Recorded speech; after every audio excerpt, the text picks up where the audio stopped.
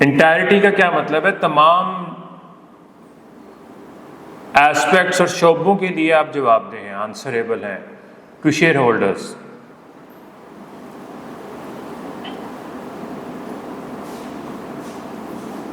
ठीक है जी।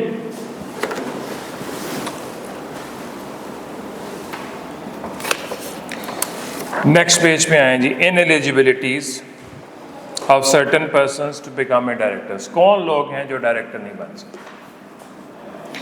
इनएलिजिबिलिटीज बता दी गई हैं। जब आप यहाँ पे देखेंगे तो कोई भी क्वालिफिकेशन नहीं बताई गई। क्वालिफिकेशन का मतलब है एजुकेशनल क्वालिफिकेशन का कोई जिक्र नहीं किया गया। इसका क्या मतलब है? इलिटरेट पर्सन डायरेक्टर हो सकता है कि नहीं हो सकता? इलिटरेट पर्सन, अनपढ़ बंदा डायरेक्टर हो सकता है।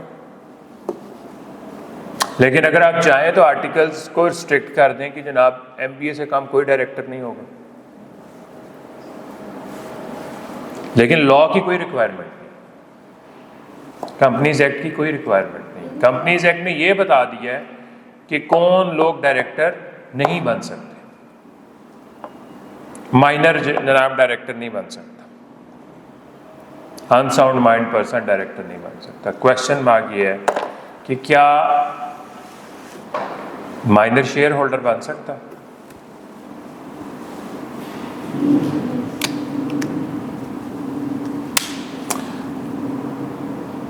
बाप की डेथ हो गई है, उसके शेयर्स ट्रांसफर होंगे उसके बच्चों को, और अगर वो माइनर है तो माइनर को प्रॉपर्टी बाप की मिलती है कि नहीं मिलती?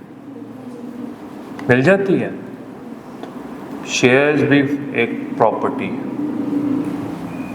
लेकिन उसने क्या कहा है? माइनर जो है वो डायरेक्टर नहीं हो सकता। अनसाउंड माइंड पर्सन डायरेक्टर नहीं हो सकता है। He has applied to be adjudicated as insolvent, application is pending in the court. उसने कोर्ट में अप्लाई कर दिया हुआ है कि जी मुझे इंसॉल्वेंट डिक्लेयर कर दिया जाए, और उसकी एप्लीकेशन अभी पेंडिंग है, इसके ऊपर अभी फैसला आना है। ये पर्सन डायरेक्टर नहीं बन सकता। नेक्स्ट है जी, इज एन अनडिस्चार्ज इंसॉल्वेंट। ये इंसॉल्वेंट डिक्लेयर हो गया, लेकिन ये इस स्टेज पे है कि इसके जो एसेट्स हैं, यानी कि इसके भी कर्जे पूरी तरह नहीं उतरे। पूरे तो नहीं उतरेंगे, लेकिन बेसिकली इंसॉल्वेंसी डिक्लेयर करने का क्या मतलब होता है? इसका मकसद ये होता है कि जी कोर्ट उसको इंसॉल्वेंट डिक्लेयर कर दे, उसके बाद जितने उसके एसेट्स हैं उनको बेच के उसके क्रेडिटर्स में उनके पैसे तकसीम कर दिए जाए। तो ये पर्सन इस प्रोसेस से गुजर रहा है।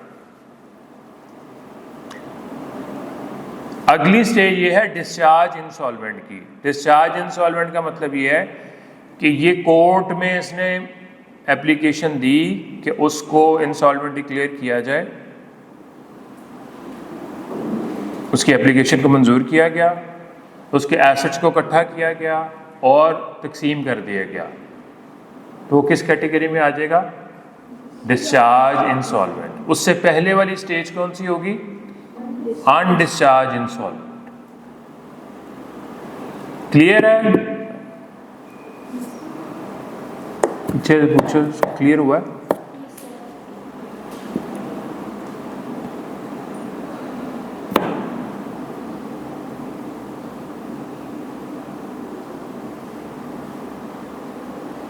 अच्छा जी, has been convicted by the court of law for any offence involving moral turpitude, conduct that is believed to be contrary to the community standards of honesty, good morals, justice. Moral turpitude का मतलब है वहाँ, यहाँ पे तो इसका मतलब ये लेना चाहिए कि जी मॉरली वो गलत काम किए हैं उसने, लीगली नहीं किए। डिसऑनेस्टी जो है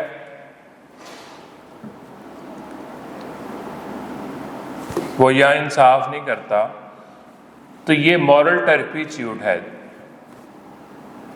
मर्डर और किडनैपिंग का मोरालिटी से कोई लिंक है कि ये कोई क्राइम्स हैं? ये तो क्राइम्स हैं। अगर फर्ज करें कि जी कल को ये एक पता चलता है कि जी कि डायरेक्टर साहब ने फलां टाइम पे बगैर टिकट लिए हुए ट्रेन में सफ़र किया था। ये ऑनेस्टी से रिलेटेड मामला है। तो बाहर के मुल्कों में, यूके में कई दफ़ा कई मिनिस्टर्स को इस चीज़ पे रिज़ाइन करना पड़ा कि उनकी पुरानी कोई कहानी सामने आ गई। कहने का मतलब ये है कि जी ये बहुत छोटे से लेवल की बात है ना हमारे लिए, लेकिन वो कहते हैं कि जी जब ये छोटे लेवल के ऊपर आप इस तरह की डिसऑनेस्टी करेंगे तो बड़े लेवल पे तो आप बड़ी डिसऑनेस्टी करेंगे। मॉरल टर्पिट्यूड के मीनिंग समझ लें। एग्जाम्पल्स उन्होंने आगे से किडनैपिंग और मर्डर की दी हैं, वो क्राइम्स की एग्जाम्पल्स हैं। Moral turpitude is something else that is different from crimes. It includes dishonesty, not doing justice, इस तरह की चीज़ें जो हैं वो मॉरल टर्पिट्यूड में आती हैं। Has been debarred from holding such office under companies act. Companies act में अब काफ़ी सारे सेक्शंस हैं, कहीं पे भी किसी भी वजह से कंपनीज एक्ट उसको डिबार कर देता है। डिबार का क्या मतलब होता है? रोक देता है कि वो डायरेक्टर नहीं बन सकता।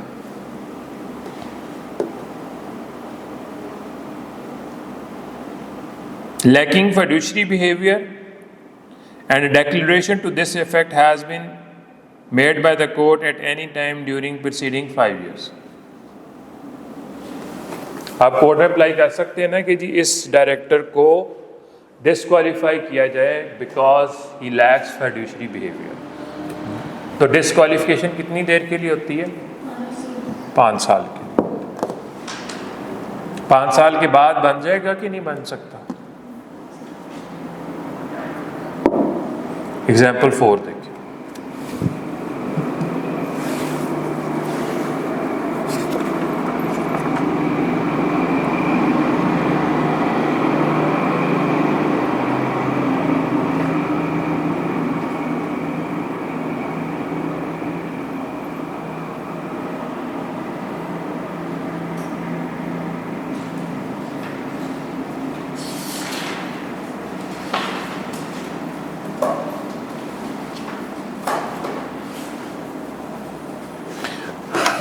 नेक्स्ट पेज पे एनटीएन नंबर नहीं है जिसके पास, लेकिन इसमें आपको कमीशन जो है वो एग्जाम्पशन दे सकता है। कमीशन में grant exemption from this requirement.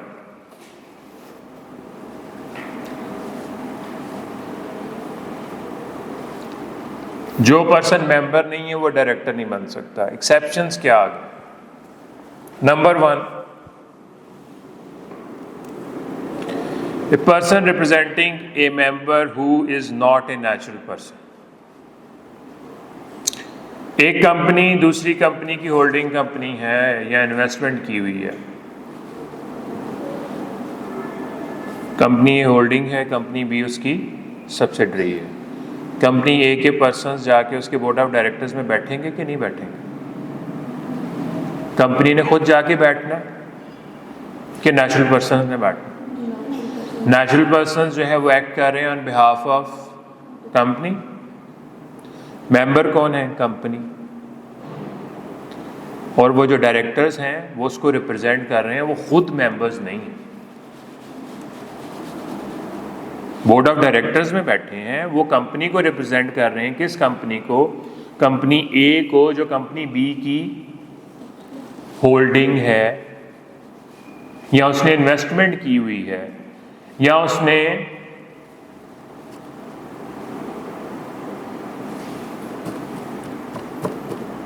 Ufone में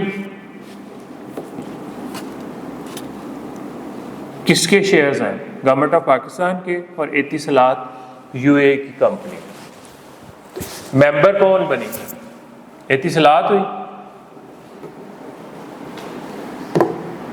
बोर्ड ऑफ डायरेक्टर्स में कौन आएगा? नेचुरल पर्सन आके बैठेंगे कि नहीं बैठेंगे? Whole time director who is employ of the company. Whole time director का मतलब है ये 9 to 5 जॉब करता है, सैलरी लेता है, काम करता है, इसका मेंबर होना लाजमी नहीं है। ये मार्केट से उठाया गया बंदा है जो अपनी फील्ड का एक्सपर्ट है, बोर्ड ऑफ डायरेक्टर्स में भी बैठता है, इसका मेंबर होना लाजमी नहीं है। चीफ एग्जीक्यूटिव, कल भी आपको बताया था कि सीईओ का मेंबर होना लाजमी नहीं।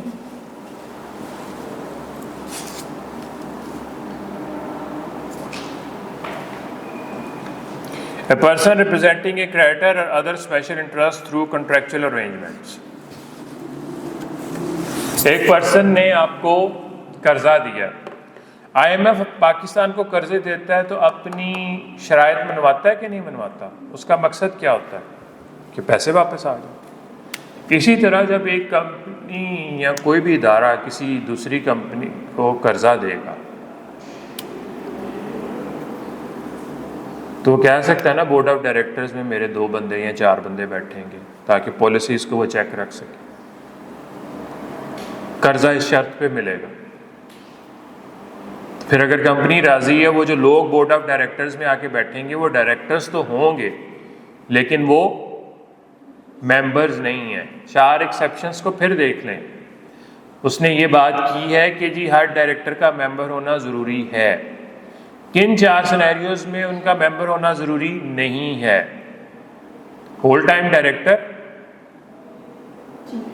चीफ एग्जीक्यूटिव, क्रेडिटर का रिप्रेजेंटेटिव या किसी दूसरी कंपनी का रिप्रेजेंटेटिव। एक तरफ इन्वेस्टमेंट की बात की जा रही है,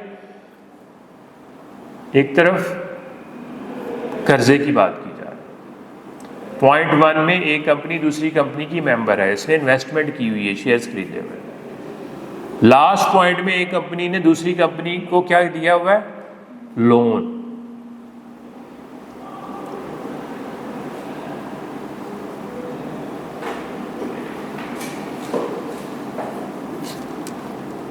एग्जाम्पल 5 देखें।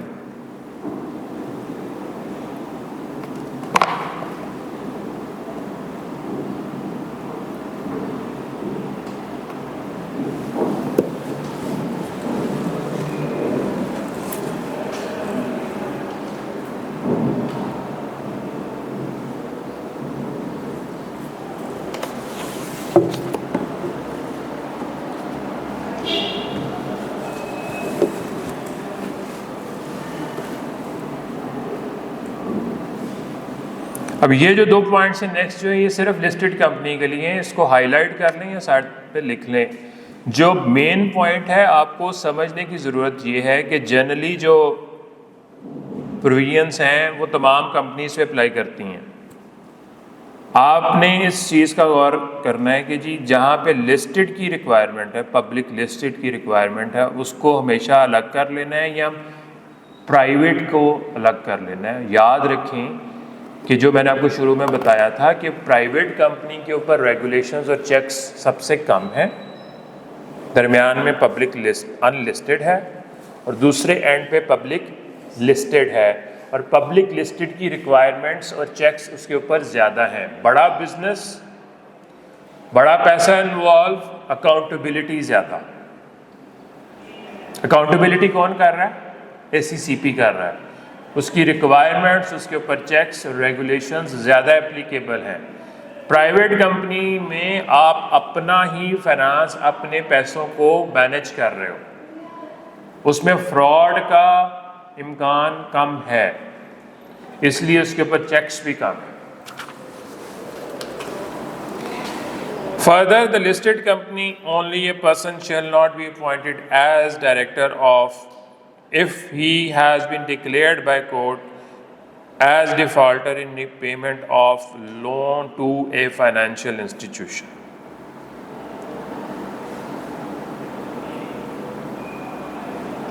फाइनेंशियल इंस्टीट्यूशन को अंडरलाइन कर, अगर इसने 5 लाख रुपया बिजली का बिल पे नहीं किया हुआ, डिफॉल्टर तो है, क्या फेस्को या लेस्को जो है वो फाइनेंशियल इंस्टीट्यूशंस हैं? Answer is no. Practice question 1 देखिए नेक्स्ट पेज पे।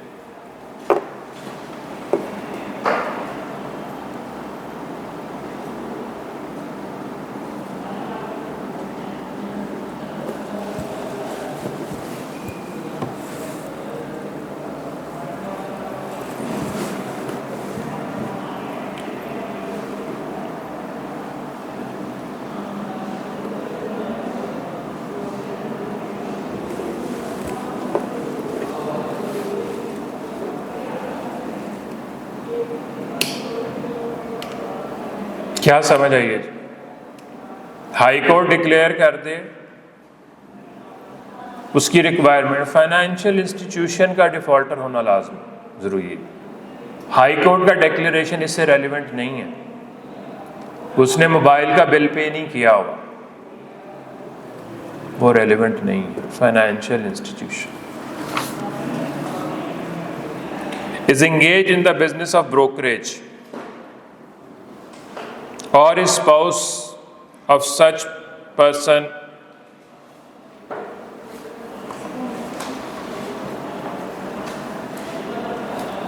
ब्रोकरेज का क्या काम? ब्रोकरेज जो शेयर्स का कारोबार करवाते हैं, बिकवाते हैं।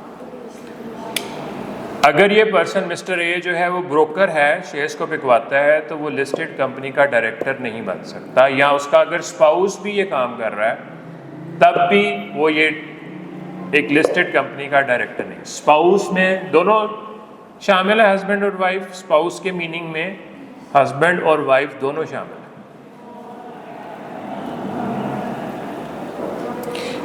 या स्पॉन्सर डायरेक्टर या ऑफिसर है of corporate brokerage house.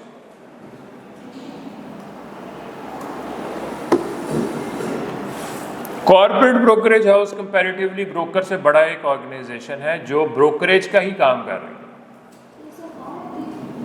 Corporate brokerage house company, उसने डायरेक्टर की बात की है। स्पॉन्सर डायरेक्टर और officer of a corporate brokerage house. Broker छोटे लेवल पे काम करने वाला है, ये कॉर्पोरेट ब्रोकरेज हाउस जरा बड़े लेवल पे काम हो। अगर आप उस कॉर्पोरेट ब्रोकरेज हाउस के स्पॉन्सर हैं, डायरेक्टर हैं या ऑफिसर हैं, तब भी आप लिस्टेड कंपनी के डायरेक्टर नहीं बन सकते।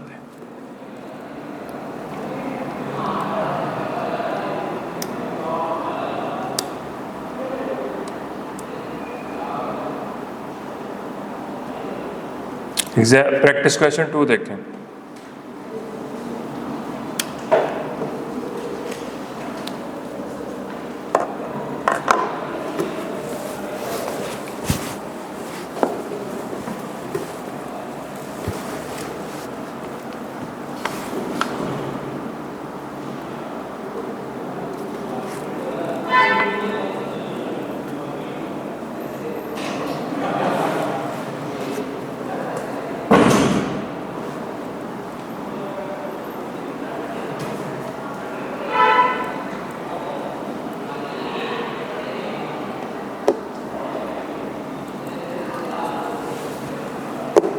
क्या है जी पॉइंट बीच में से वो देख लें। इसने अनलिस्टेड पब्लिक का बात की है ना, इस चीज़ पे गौर रखना है कि जी लिस्टेड की एडिशनल रिक्वायरमेंट्स क्या हैं। अच्छा, अब ये याद रखें कि ये एडिशनल रिक्वायरमेंट्स हैं, और जब जनरल वर्ड यूज किया गया no person shall be appointed as director of company if he, तो ये तमाम कंपनीज पे एप्लीकेबल है।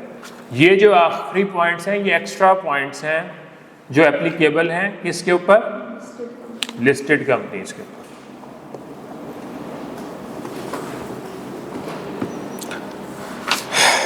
If any person, sir, ineligibility of bankruptcy.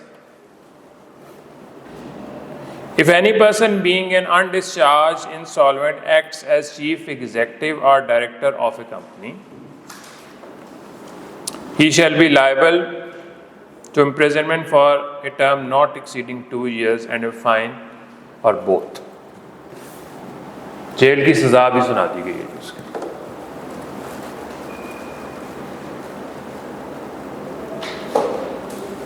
इसको क्या किया गया? क्राइम डिक्लेयर कर दिया।